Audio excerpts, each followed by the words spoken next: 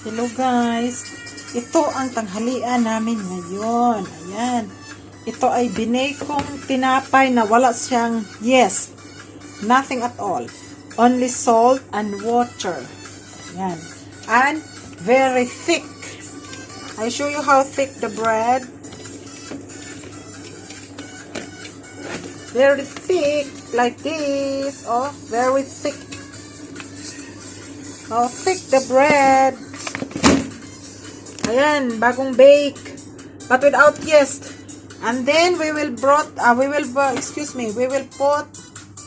this kind of, this is yogurt we call,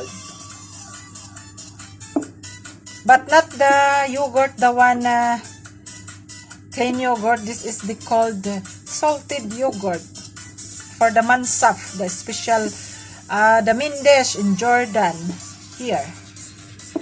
And then we make small pieces this bread. Then we put this broth. But you know, it's very nice and very tasty because we put also, it makes tasty with this kind of butter, special butter. But this butter is non cholesterol, no